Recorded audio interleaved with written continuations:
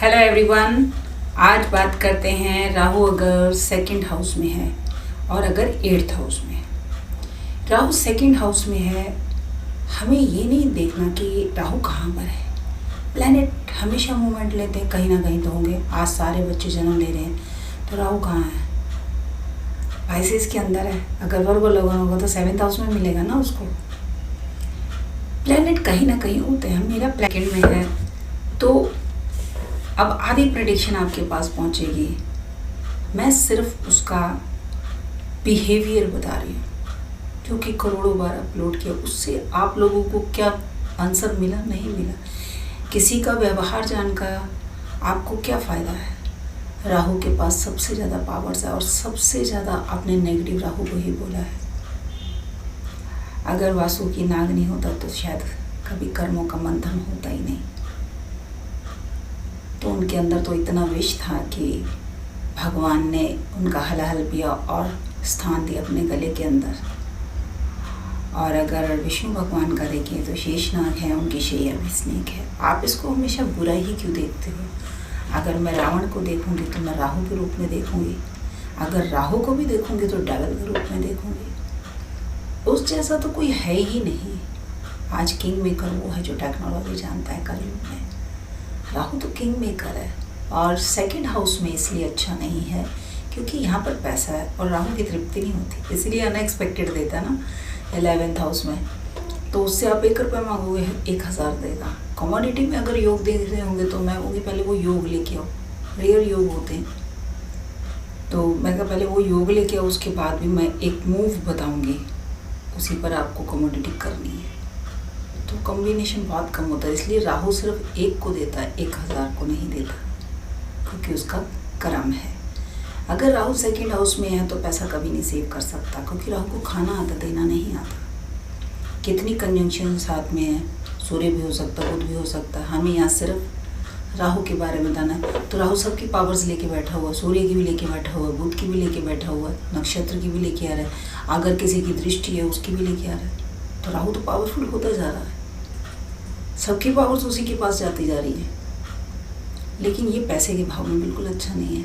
खाली ये पैसा थोड़ा ही आपकी फैमिली अनप्रिडिक्टेबल है। जैसी दुनिया को दिखा रही वैसी है नहीं, जैसी है वैसी दुनिया को पता नहीं है। 7 से 8 हाउस है आपकी पत्नी की आयु।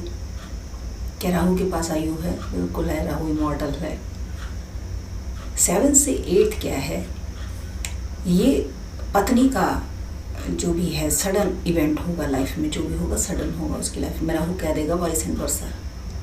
नक्षत्र नहीं पता कौन सा प्लैनेट किसका प्रभाव, सिर्फ राहु सेकंड भाव में है, प्रेडिक्शन कर दो। मैं तो सिर्फ उसका व्यवहार बता रही हूँ, प्रेडिक्शन कहाँ है? ये प्रेडिक्शन आप सुन नहीं पाओगे। ये तो मैंने कितनी बार बोला, सत्य से भी सामना कहाँ हुआ।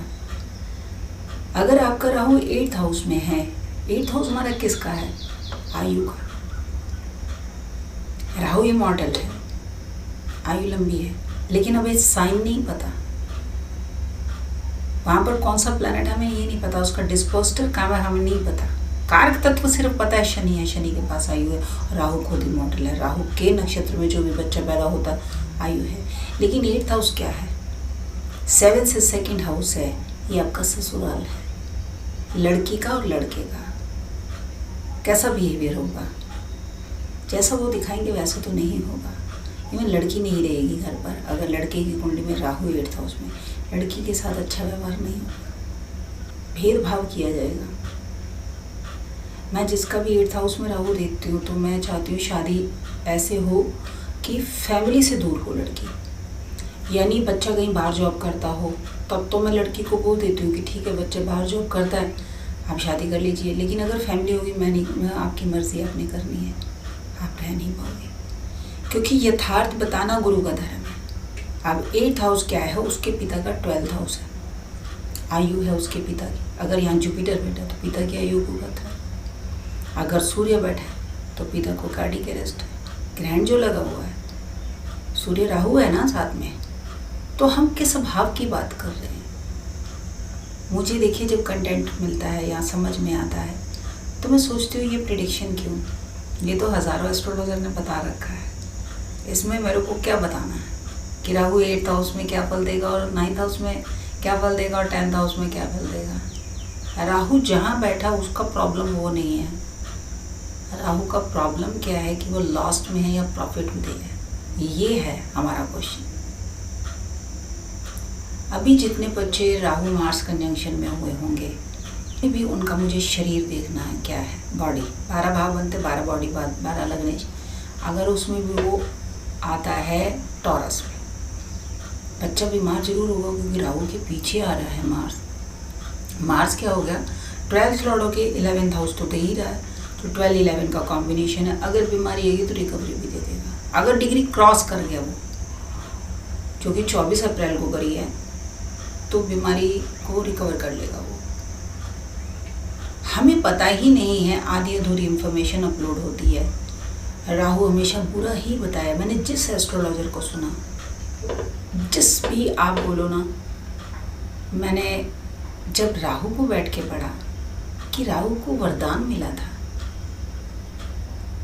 भगवान शिव से, कहते मैं अमरता का वरदान तो नहीं दे सकता, नेक्टर चाहिए था उसे भी। कहते नहीं, ये मैंने रावण को नहीं दिया, मैंने किसी भी डेवल को नहीं दिया, अंधकासुर को नहीं दिया, भस्कासुर को नहीं दिया, किसी को भी नहीं दिया, तो तुम्हें भी नहीं दूंगा।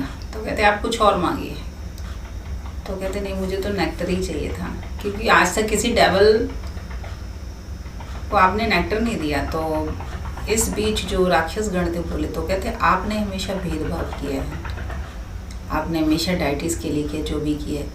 कहते वो इसलिए क्योंकि वो सही धर्म के लिए है, आप लोग जो करते हो वो गलत के लिए, तो मैं सही के साथ देता हूँ, मैं गलत का साथ नहीं दे सकता। जबकि डेविल ने सबसे ज़्यादा तपस्या साधना करी, डाइटिस ने नहीं करी। फिर वो बोले कि ठीक है, तुमने मेरी 19 साल तपस्या साधना करी है, तो मैं तुम्हें 1 मिनट के लिए दृष्टि दे सकता हूँ, सिर्फ और सिर्फ दृष्टि। तो कहते ठीक है प्रभु, मुझे ये मंजूर है।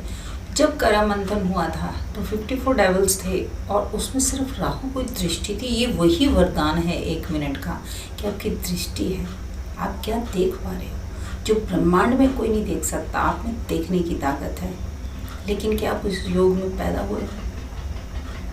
वो एक ही योग है, वो एक ही नक्षत्र है, आर्द्रा। इसके अलावा कोई ऐसा नक्षत्र, रुद्र के नक्षत्र में जब तक नहीं आएगा वो दृष्टि नहीं रख पाए, क्योंकि तीसरी आंख रुद्र की है। मेडिटेशन से जब पार्वती ने दोनों आंखें बंद कर दी थी, तो उन्होंने अपनी मेडिटेशन से 3rd आई ओपन करी। ये वही है ब्रह्मा चक्र, आगे चक्र के बाद जो ओपन होता है 3rd आई, उसी को बोलते हैं।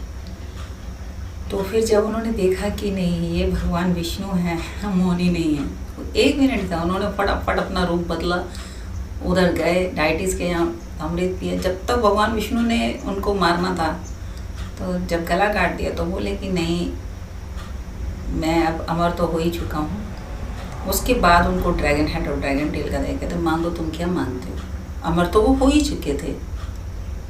कहते आप मुझे ये वरदान दीजिए कि मेरे अंदर इतना बल हो, एक दिन मैं सूर्य और चंद्रमा को ग्राह कर जाऊँ, जिसके सामने सूर्य और चंद्रमा फीके पड़ जाते हैं, जो हर चीज़ को एम्प्लीफाई कर देता है, उसको आप बुरा कहते हैं। आप कर्म करते हो ना, कर्म के अकॉर्डिंग आपका राहु देखता है कि देना क्या है। मुझे पहले पॉइजन देना है कि नेक्टर देना है। यहाँ पर सब राहु के पीछे पड़ जाते हैं। राहु 2nd हाउस में है, राहु 3rd हाउस में, राहु 4th हाउस में। अरे उसका वो क्वेश्चन ही नहीं है, राहु कहीं तो होगा ही भाई। उसका क्वेश्चन ये है कि मेरे को जॉब करनी है, मेरे को पैसा चाहिए, या जो भी उसका क्वेश्चन होगा, प्रायोरिटी ले लेते हैं।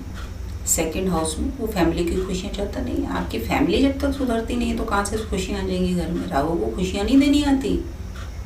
राहु कहता है जैसा कर्म करोगे उसी के हिसाब से फल है।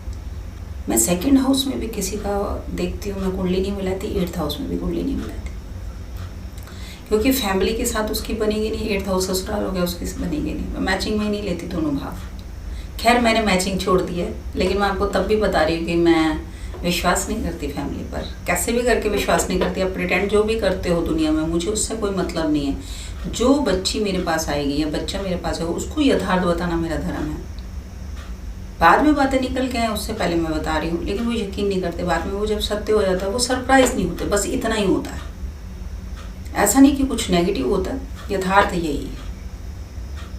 तो राहु के भावों को लेकर जो भी मुझे कंटेंट मिलता है मैं बनाती हूँ, लेकिन मैं चाहती हूँ कि हायर लेवल प्रेडिक्शन एक बार आ जाए, और इससे पहले कि मैं हिम्मत हार जाऊँ, इससे पहले कि मैं और डेस्परेट हो जाऊँ, आप लोग कम से कम मेरी वीडियो सुनिए। ऐसा नहीं कि मैं कल बिलियनर बन जाऊँगी, कल बहुत बड़ी यूट्यूबर बन के घमंड में आ जाऊँगी। ये सोच है आपकी। ऐसी यात्रा लेकर ना तो मैं पहले निकलेंगी आज निकलेंगी।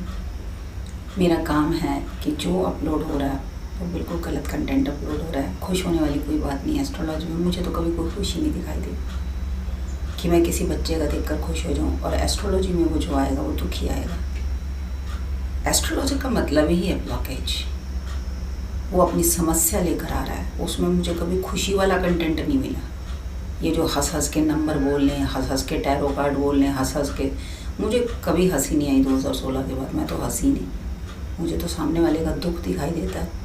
मैं भले ही उसका दुख तो नहीं दूर कर सकती, क्योंकि कर्म है, अपना कर्म तो खुद ही काटना पड़ता है। लेकिन मुझे ऐसे भी नहीं कि मैं बैठ के हंसूँ। जब आपकी पकड़ इतनी स्ट्रॉन्ग नहीं है, आप सिर्फ व्यूज़ के लिए बैठे हुए, तो मैंने ये तो सब छोड़ ही दिया मुझसे।